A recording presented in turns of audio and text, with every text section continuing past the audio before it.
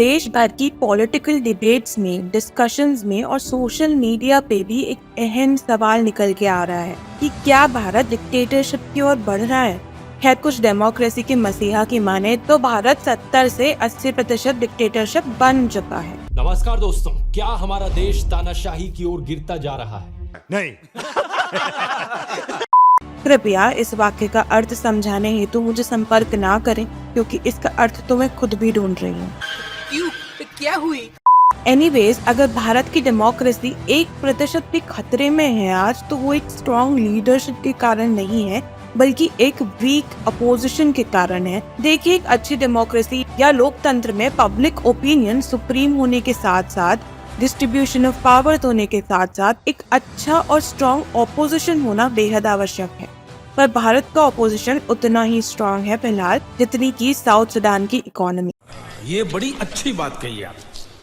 आज की वीडियो में डिस्कस करेंगे कि आखिर क्यों भारत के पास एक स्ट्रॉन्ग ऑपोजिशन आज की तारीख में नहीं है। आखिर क्यों दशकों से रूल करने वाली कांग्रेस पार्टी आज इतने वीक स्पॉट पे पहुंच चुकी है। Stay tuned till the end, let's begin. Congress party हमें कमजोर होती दिख रही है। आपको बीजेपी नहीं दिखाई देगी, कांग्रेस पार्टी जीत के दिखाएगी। So how did the 137-year-old party get reduced to such a number? ऐसा नहीं है कि कांग्रेस पार्टी ने आज तक देश के लिए कुछ नहीं किया है, पर ये फैक्ट है कि देश से ज्यादा कहीं ना कहीं कांग्रेस ने सत्ता के लिए बहुत कुछ किया है। जवाहरलाल नेहरू की मुस्लिम अपीजमेंट पॉलिसी हो, इंदिरा गांधी द्वारा डिक्लेयर्ड इमरजेंसी, या फिर बड़े बड़े पावरफुल नेशंस के आगे पॉलिटिकल रीजंस के लिए हाथ फैलाना, या फिर ऐसे तमाम बड़े बड़े स्कैम्स, कहीं से तो कांग्रेस का हाथ इसमें होता ही है।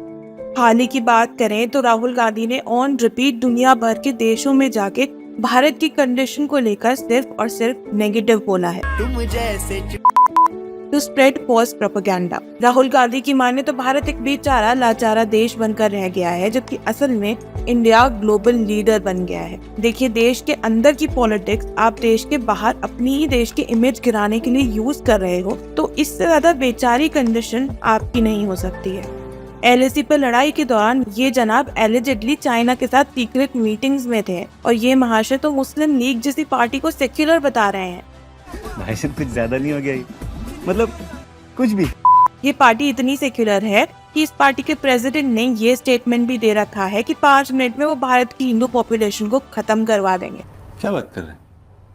ये वही इंसान है जिन्होंने न जाने कितनी ही बार हिंदू गॉड्स एंड गॉडेसेस के अगेंस्ट स्टेटमेंट्स दिए हैं, और जिस पार्टी के ना जाने कितने मेंबर्स के against serious criminal cases filed है। गौरतलब है कि कांग्रेस वो पार्टी है जो बीजेपी को एंटी सेक्युलर बोलती है या हेटेड फैलाने के लिए एलिगेशंस लगाती है, और जो नेशनल पार्टी पॉलिटिक्स के लिए बनी है और उसी के लिए काम करती है, न कि देश और देशवासियों के लिए, वो आज के भारत को कैसे ही संभाल पाएगी without changing its core values. बात तो सही है। सालों साल में कांग्रेस के लीडर्स तो बदले, लेकिन मानसिकता नहीं, और जो मानसिकता बदल सकते थे उन्हें पावर ही नहीं दी गई।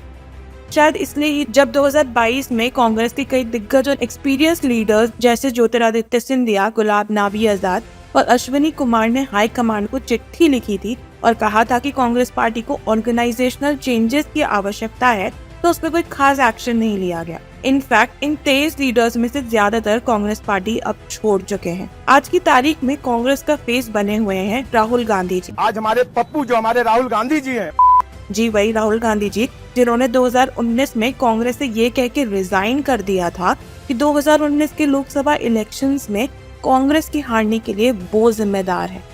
जाहिर सी बात है कि ये सभी को पता है कि Rahul Gandhi is not capable to lead the opposition, क्योंकि उन्होंने कभी ना देशवासियों को करीब से जाना है, न देश की जटिल समस्याओं को, और ऐसा भी नहीं है कि उन्हें इसका मौका नहीं मिला, बल्कि उन्होंने कभी ये रिस्पॉन्सिबिलिटी लेना सही समझा ही नहीं, क्योंकि मनमोहन सिंह और प्रणब मुखर्जी दोनों ने राहुल गांधी को लीडरशिप ऑफर की थी कैबिनेट में ताकि उन्हें एक्सपीरियंस मिले, विच ही डिक्लाइंड। शायद यही कारण है कि अमेठी, जहां से राहुल गांधी जीते थे, वहां के लोग भी उनसे हाईली डिसअपॉइंटेड थे, और 2019 में वो अमेठी को स्मृति ईरानी के अगेंस्ट हार गए, और उसके बाद वायनाड केरला से उन्होंने इलेक्शन लड़ा और वहां पे भी इनकी यही इमेज रही। अच्छा ठीक है, अब आप बोल सकते हैं कि इसी कारण से राहुल गांधी ने भारत जोड़ो यात्रा की थी, पर उसके अपेरेंटली ना ही स्टेट इलेक्शंस में कोई खास परिणाम देखने को मिले, ना ही राहुल गांधी की बातों में। However, इस पॉलिटिकल स्ट्रैटेजी के थ्रू एक चेंज को अडॉप्ट करने के लिए कुछ नंबर इन्हें दिए जा सकते हैं। और जो इंसान आटे को लीटर्स में मेजर कर रहा है, आटा 22 रुपए लीटर, स्टेज पे खुद को मरा हुआ बता रहा है, राहुल गांधी आपके दिमाग में मैंने मार दिया उसे, वो है ही नहीं। आर्टिकल 370 को आर्टिकल 371 कोट कर रहा है, जिसको लोकसभा की नंबर ऑफ सीट्स नहीं पता, भ्रष्टाचार को बलात्कार बोल रहा है। इनके जैसे पढ़े लिखे दिग्गज आखिर भारत जैसे तुच्छ देश की राजनीति कैसे संभाल सकते हैं? कोई बता सकता है ये चील जो घूम रहे हैं यहाँ पे क्यों घूम रहे हैं? पिछले 5 साल से उनको रोजगार नहीं मिल रहा है। पर कांग्रेस रिपीटेडली एक ही मिस्टेक बार बार दोहरा रही है अपने स्टार कैंपेनर के रूप में। ये फैमिली पॉलिटिक्स नहीं है तो क्या है? चलिए, अब आप आर्ग्यू करेंगे कि कांग्रेस का प्रेसिडेंट मल्लिकार्जुन खड़गे को बना दिया गया है और ये एक अच्छा चेंज है। तो मैं ये भी बता दूं कि ये पहली बार नहीं है कि गांधी फैमिली ने अपनी सत्ता के खेल में किसी और पॉलिटिशियन को अपना प्यादा बनाया हो। ऐसा गुलजारी लाल नंदा के साथ 1964 में और पीवी नारा सिन्हा राव के साथ 1991 में ऑलरेडी किया जा चुका है, जब पार्टी का फेस ये लोग थे लेकिन दिमाग Gandhi family. As a matter of fact, Congress के स्टार कैंपेनर अपनी पार्टी की ऑफिशियल वेबसाइट के अकॉर्डिंग कांग्रेस की ऑफिस बियरर भी नहीं है, लेकिन CWC यानी कांग्रेस वर्किंग कमेटी के ये मेंबर हैं, जिस कमेटी के पास कोर पावर्स होती है पार्टी प्रेसिडेंट को अपॉइंट या रिमूव करने की, ऑर्गेनाइजेशनल चेंजेस करने की, इन अदर वर्ड्स पार्टी का तख्ता पलट करने की। भाई क्या खेल है, मजा आ गया। शतरंज में प्यादे चाहे कोई भी रहे, खेल राजा का ही रहता है। भारत को आजाद हुए 75 साल हो गए, लेकिन कांग्रेस रिपीटेडली अपने कैंपेनियरिंग के लिए एक ही कार्ड यूज कर रही है, कार्ड ऑफ माइनॉरिटीज। कांग्रेस की अपीसमेंट पॉलिसी कोई नई नहीं है और देश इसका भुगतान आज तक भी करता आ रहा है। और अब कास्ट सेंसस के आधार पर कहीं ना कहीं कांग्रेस अपना कैंपेन लड़ रही है 2024 के इलेक्शंस में। देखिए, कास्ट सेंसस का आइडिया बेकार नहीं है। ये जरूरी है कि हमें भारत में रह रही कम्युनिटीज के बारे में इंफॉर्मेशन हो ताकि हम उनके हित में बेहतर पॉलिसीज बना सके, लेकिन कई हद तक चांसेस हैं कि इससे कास्ट बेस्ड डिस्क्रिमिनेशन बढ़ सकता है। तो कास्ट सेंसस के आइडिया को इम्प्लीमेंट करने के लिए एक रोबस्ट स्ट्रैटेजी और प्लान ऑफ एक्शन की जरूरत है, जो कांग्रेस के पास नहीं है। इन एडिशन, राहुल गांधी ने हाल ही में वेल्थ रीडिस्ट्रीब्यूशन की बात कही थी, जो आइडिया एक्चुअली खराब है, गजब बेइज्जती है, और कांग्रेस के मैनिफेस्टो में इम्प्लिसिटली मेंशन्ड भी है। राहुल गांधी ने ये भी कहा है कि ST, SC, OBC और माइनॉरिटीज देश की 90% पॉपुलेशन है जिन्हें भारत की वेल्थ में हिस्सा नहीं मिलता। कब हो गया ये? और ये हिस्सा उन्हें देने का वादा भी राहुल जी ने किया, और again with no specific plan of action. मैं अग्री कर रही हूँ कि देश में सोशल और इकोनॉमिक इनइक्वालिटीज बहुत ज्यादा है टैक्सेशन के कारण, और इनकम लेवल्स में भी बहुत बड़ा डिफरेंस है। पर ये मैं नहीं मान सकती कि माइनॉरिटीज, जिनमें जैन्स, पारसीज, सिख्स और क्रिश्चियंस आते हैं, वो पुअर है।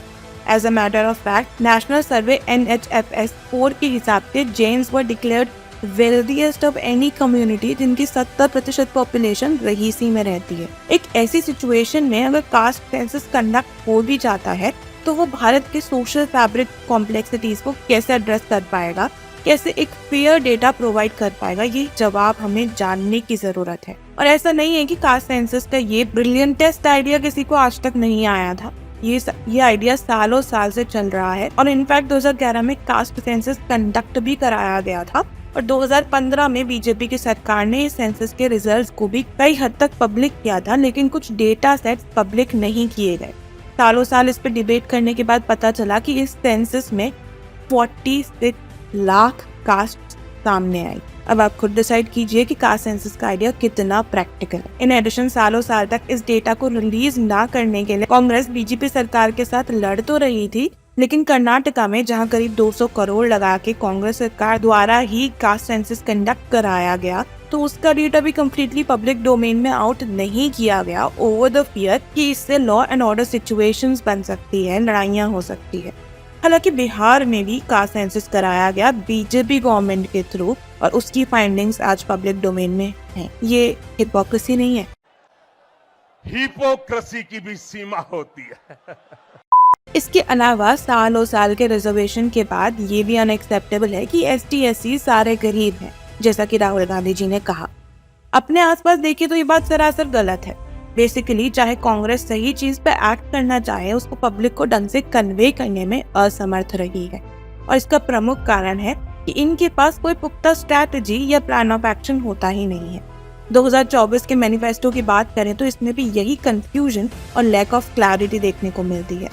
हम ये कर देंगे, हम वो कर देंगे, हम नौकरियां देंगे, हम इन्फ्लेशन कम करेंगे, पर ये सब करेंगे कैसे पता नहीं। इस 2024 के मैनिफेस्टो में महालक्ष्मी स्कीम की भी बात होती है, जिसके तहत हर गरीब भारतीय परिवार को 1 लाख पर ईयर का अनकंडीशनल कैश ट्रांसफर करने की बात की गई है।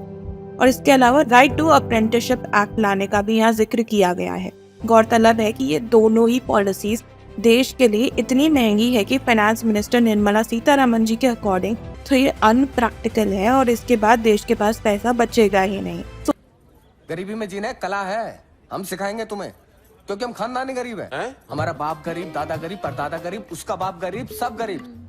सोचने की बात है कि ये मैनिफेस्टो पब्लिश करने से पहले इन स्कीम की टोटल कॉस्टिंग की कैलकुलेशन कांग्रेस को तो डिटेल में करनी ही चाहिए थी, लेकिन ऐसा भी कुछ नहीं है, as evident in statements of Praveen Chakravarty, जो कि कांग्रेस की डेटा एनालिटिक्स के हेड हैं। I think the costs are not as important as the deficit. I think I would say. The costs are very important because people need to know how much the big accident will cost and at what sacrifice to other things it will happen. मतलब आप लाखों करोड़ों के वादे बिना calculate करे public को कर रहे हो, बिना देश की इकोनॉमी या फिस्कल हेल्थ को मद्देनजर रखते हुए कैसी क्रेडिबिलिटी ऑफर कर रहे हो भाई। कांग्रेस बीजेपी की सबसे बड़ी ऑपोजिशन पार्टी है, इसलिए वीडियो बेसिकली उस पे सेंटर्ड थी। मैं ये मानती हूँ कि हर पॉलिटिकल पार्टी में और हर लीडर में कुछ ना कुछ खामियां होती हैं, including BJP and Modi ji. पर अगर आप उन खामियों को देखने के बाद भी अनदेखा कर रहे हो, उसके अगेंस्ट अपने आप को डेवलप नहीं कर रहे हो, तो देश को क्या खाक डेवलप कर पाओगे। आपको क्या लगता है? Drop your feedback in the comment section. और वीडियो पसंद आई हो तो do subscribe to the channel and bell icon भी दबा देना ताकि आपको आने वाले वीडियोस के अपडेट्स मिलते रहें। In addition, like and share the video. Thanks for watching. Jai Hind.